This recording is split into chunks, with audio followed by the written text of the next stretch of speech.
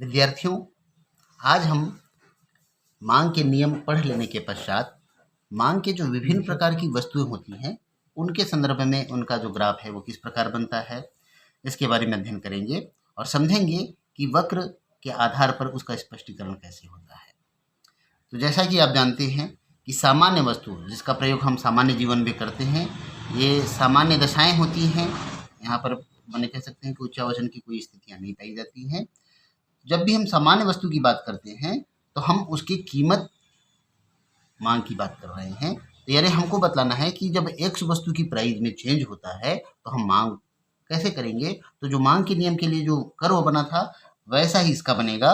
इसके लिए हम ऐसा करके ग्राफ बनाते हैं। हमेशा हमको पता है कि हम एक्स अक्ष में हम मांग को रखते हैं और वाई अक्ष में हम यहाँ पर चूंकि कीमत की बात कर रहे हैं तो कीमत की बात करेंगे। तो आप बताएंगे कि अगर वास्तव में किसी वस्तु की कीमत P1 थी, ठीक है ना, तो हम उसकी मांग इतनी करते थे, Q1 करते थे, लेकिन जैसे उसकी प्राइस बढ़ करके P2 हो गई, आप देख रहे हैं कि इतना परिवर्तन हुआ है, तो इसके कारण इसकी मांग घट करके क्या हो जाएगी, Q2 हो जाएगी। तो जैसे ही आपने देखा कि मांग बढ़ रही है तो आप क्या है उसकी डिमांड को कम करते हैं। इस प्रकार इन वक्र को मिलाते हुए जो इन पॉइंट को मिलाते हुए जो वक्र बनेगा वो हो जाएगा डिमांड कर्व, है ना। यहाँ पर आपने देखा कि ऊंची कीमत होने से हम मांग को कम कर रहे थे और इसी का उल्टा करोगे कि अगर मान लीजिए कीमत OP2 थी और उसकी प्राइस घट करके OP1 हो जाती है, इसका डायरेक्शन मैं नीचे कर देता हूँ, तो आप देखेंगे कि जैसे ही प्राइस कम हो रही है तो हम देखेंगे कि डिमांड बढ़ जाती है। तो ये याद रखना होगा कि इसमें विपरीत संबंध होता है। दूसरा हमको देखना है कि श्रेष्ठ वस्तुओं की आय मांग वक्र। तो हमको देखना है कि जब कंज्यूमर की आय में परिवर्तन होता है, इनकम परिवर्तित होता है, जब श्रेष्ठ वस्तु की बात करते हैं, जिन वस्तुओं का प्रयोग हम करते हैं, सामान्यतः व्यक्ति श्रेष्ठ वस्तु की डिमांड ही करता है। यानी जैसे जैसे इनकम उसकी बढ़ती है वो उस वस्तु की डिमांड को बढ़ाता जाएगा। इसके लिए एक छोटा सा डायग्राम हम बना रहे हैं।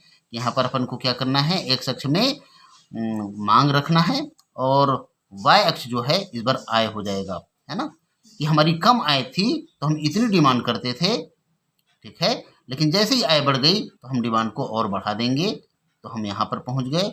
आय और बढ़ गई तो आप देखेंगे कि हम वस्तु की मांग को और बढ़ा देते हैं। तो इस प्रकार ये जो वक्र है, इन बिंदुओं को मिलाते हुए जो आ रहा मांग वक्र, वो कहलाएगा कि जो ये आय के संगत जो इनकम Y1 थी, फिर Y2 हुई, फिर Y3 हुई, जैसे जैसे इनकम बढ़ती गई हम इसकी डिमांड को Q1 से बढ़ाकर Q2 किए, फिर Q3 किए। तो इस प्रकार लगातार आप देखेंगे कि श्रेष्ठ वस्तु की जो मांग है वो धनात्मक स्तर पर बढ़ती हुई होती है। आप देखेंगे ये बाएं से दाएं और उठता हुआ वक्र आ रहा है, जबकि ये वाला जो सामान्यतः हमने पढ़ा था मांग के नियम में कि जो प्राइस वाली जो डिमांड होती है ये बाएं से दाएं नीचे की ओर गिरती है, जबकि आय वाली जो मांग वक्र है वो बाएं से दाएं ऊपर की ओर उठती है, क्योंकि ये श्रेष्ठ वस्तु की मांग है।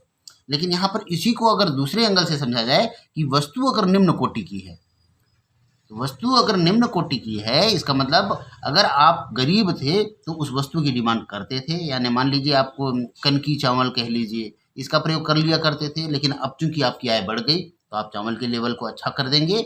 इनकम और बढ़ जाएगी तो बासमती खाने लग जाएंगे, उससे और अधिक आपकी प्राइस इनकम बढ़ रही है ना, आय बढ़ती ही जा रही है तो आप हाई स्टेक लेने लग जाएंगे। तो इसका मतलब सीधी सी बात है कि जो हीन वस्तु है उसके बारे में हमको देखना है कि जब हीन वस्तु रहती है तो उसके बारे में मांग वक्र कैसा बनेगा। तो आप देखेंगे कि अब यहाँ पर हम क्या ले रहे हैं, हीन वस्तु की मांग, हीन वस्तुओं की मांग, ठीक है। तो हमको बतलाना है कि हीन वस्तु की मांग जब आय क्या करती थी आपकी कम थी, Y1 थी, तो आप क्या सबसे अधिक मात्रा में उसका प्रयोग कर रहे थे Q1 का, लेकिन आय जैसे बढ़ गई आपकी Y1 से बढ़ करके Y2 हो गई तो उसका उपभोग आप कम कर देते हैं। इस प्रकार आप इसको बढ़ा करके ऐसा कर लें।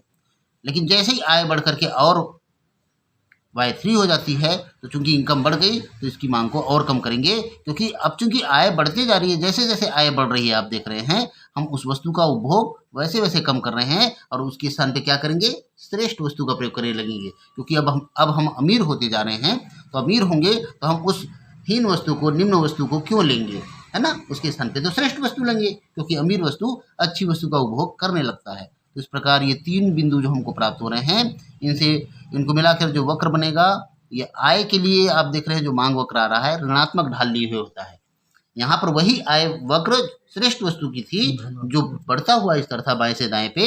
यहाँ पर देखेंगे कि बाएं से दाएं नीचे अगर गिरता हुआ है तो ये हीन वस्तु के लिए उस वस्तु की मांग का वक्र होगा, आय मांग वक्र होगा।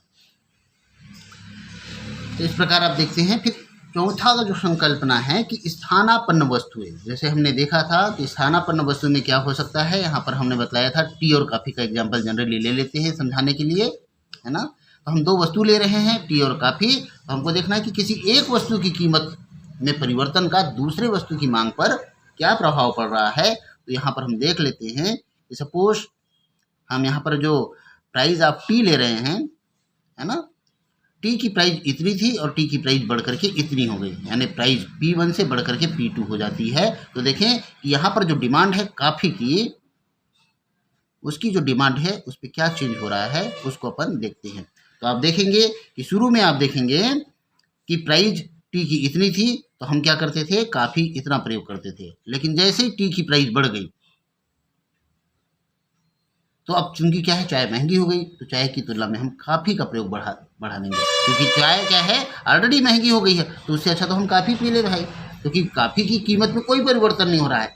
तो हमको बतलाना है कि जैसे ही चाय की कीमत बढ़ करके P1 से बढ़ करके P2 हो जाती है, तो कॉफ़ी की डिमांड जो है वो Q1 से बढ़ करके Q2 हो जाएगी। इस प्रकार आप चाहें मिला लें और इस पॉइंट को मिला करके आप देखेंगे कि स्थानापन्न वस्तु के लिए जो डिमांड कर्व होता है बाएं से दाएं उठता हुआ होता है। तो इधर क्या करना है, प्राइस लेना है किसी एक वस्तु की, जैसे हमने टी की यहाँ पर प्राइस ली है और यहाँ पर कॉफ़ी की डिमांड को प्रदर्शित कर रहे हैं।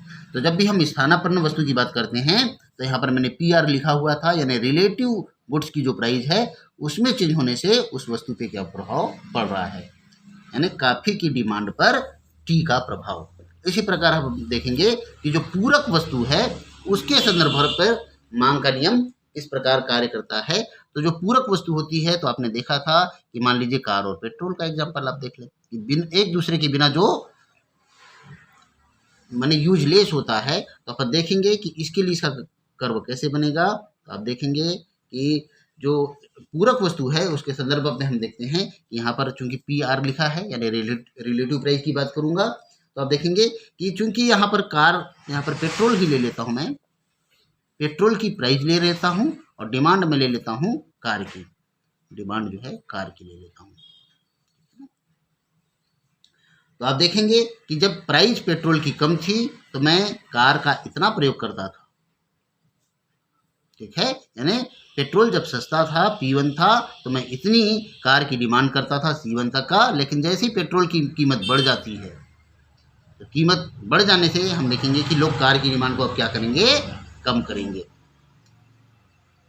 प्राइस जैसे अब हो रही पेट्रोल की, वैसे वैसे हम क्या करेंगे, कार की डिमांड कम करते हैं, ये C2 हो जाएगा। इस प्रकार इन बिंदुओं को मिला करके जिस वक्र का निर्माण होगा मांग वक्र का, वो इस प्रकार बाएं से दाएं नीचे गिरता हुआ होता है। तो पूरक वस्तु के संदर्भ में आप बताएंगे कि जो मांग वक्र है वो गिरता हुआ होता है, जबकि स्थानापन्न वस्तु के संदर्भ में मांग वक्र बाएं से दाएं उठता हुआ होता है। अच्छा, यहाँ एक चीज और ध्यान से देखने लायक बात है कि आप देखेंगे कि जो एंजिल वक्र के बारे में एक बात आता है कि एंजिल वक्र या एंजिल का नियम क्या कहता है। तो आप देखेंगे कि एंजिल का वक्र जो होता है वो ये बतलाता है कि श्रेष्ठ वस्तु की जो डिमांड है वो आय के साथ साथ बढ़ते जाती है। जैसे जैसे आय का स्तर बढ़ता जाता है हम उस वस्तु की मांग को बढ़ाते जाते हैं। यहाँ पर 2 वस्तु आपने देखा कि अगर हम हीन वस्तु और गिफिन वस्तु की बात करते हैं तो यहाँ पर 2 शब्द आएंगे। हीन वस्तु का मतलब ही ये होता है कि वे वस्तुएं जिनमें ऋणात्मक आय प्रभाव दुर्बल होता है। तो चूंकि अभी आय प्रभाव और प्रतिस्थापन प्रभाव का आपने अध्ययन नहीं किया है तो इसको बस सिर्फ अभी जान लीजिए कि हीन वस्तुएं किसको कहेंगे, जिनका आय प्रभाव दुर्बल होता है और मांग का नियम क्रियाशील होता है। मांग का नियम यहाँ पर क्रियाशील होगा। गिफिन जो है अपन बताएंगे, रॉबर्ट गिफिन ने एक विशेष वस्तु की बात की थी जो निम्न वस्तु जरूर होती है लेकिन यहाँ पर मांग का नियम क्रियाशील नहीं होता। यानी अगर प्राइस कम हो रही है तो जनरली क्या होना चाहिए, प्राइस कम हो रही है तो डिमांड को क्या करते हैं, हम बढ़ाते हैं, और प्राइस यदि बढ़ रही है तो उसकी डिमांड को घटाएंगे, और प्राइस कम होगी तो डिमांड को बढ़ा देते हैं। तो इसका मतलब मांग काम कर रहा है, क्योंकि दोनों में क्या है, इन्वर्स रिलेशन होता है। लेकिन यदि मैं कहता हूं कि किसी वस्तु की मांग बढ़ रही है, कीमत बढ़ रही है, तो हम मांग को भी बढ़ा दें, और कीमत घट रही है तो मांग को घटा दें। क्या ऐसा कभी होता है?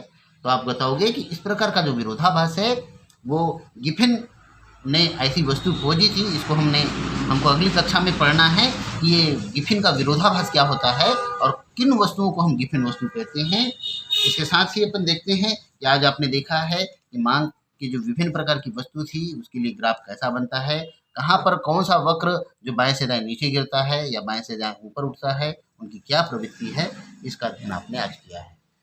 अगली कक्षा में आप जान पाएंगे कि मांग और आय के बीच क्या संबंध है, मांग का लोच क्या है, मांग के विस्तार और संकुचन के बारे में भी आप जान पाएंगे। Thank you.